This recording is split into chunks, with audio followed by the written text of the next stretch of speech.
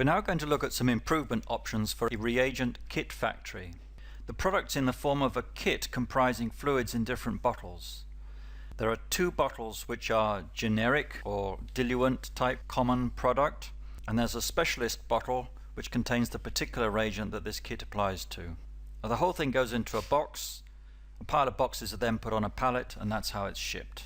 So let's look at the process flow here.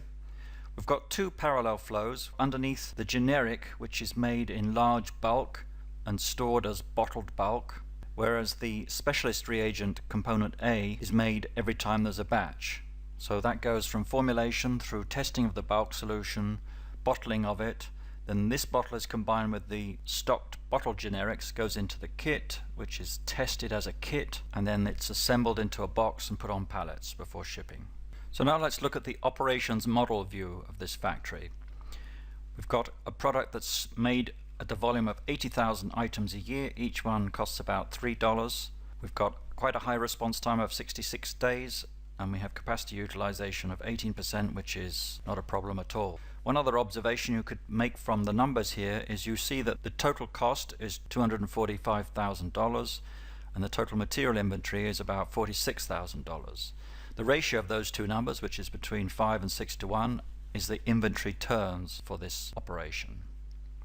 So we want to do something about response time. First place we usually go is to do something with batch size. So let's look at the batch size for the specific component A, which is linked, as you can see there, with the downstream processes apart from the generic. So let's change that batch size from 4,500 to 3,900.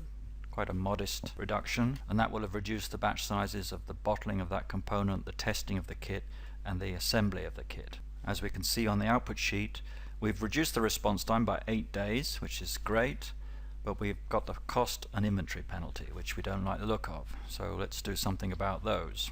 If we look at the cost sheet, we're going to play with the formulation A material value added, which is the chemicals that are getting mixed to make that reagent.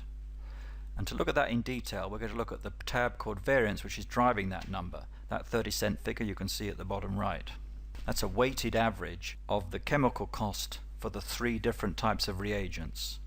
The cheapest of those is actually code AA, but that's also the largest volume, and that's the one that we find is most amenable to reduction. So suppose we were able to buy those chemicals for less. So I'm going to put that in for somewhere near 11 cents. As you can see, the weighted average comes down to 25 cents, and if we look at the output sheet, we're now pretty much cost neutral. We've saved a bit of inventory, and we've still got the response time improvement that we were looking for. So that is an improvement of some sort.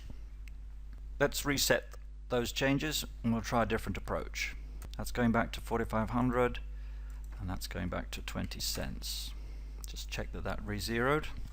Now we're going to do an example that considers a product rearrangement slide. You remember that this kit has two generic bottles for every specialist reagent.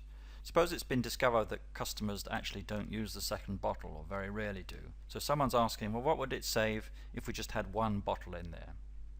So to do that in here, we would go into the Process tab and change this quantity per sale figure from 2 to 1. We're now telling the model to just put one bottle in the kit. We're still going to make it at the same batch size though. So if we do that, we end up with a cost saving of $24,000 or 30 cents, which is around 10% of the total, and obviously there's a bit of inventory saved as well. There's also a slight reduction in the utilization of the formulations area.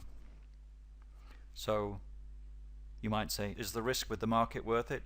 You've got the numbers to have your discussions now.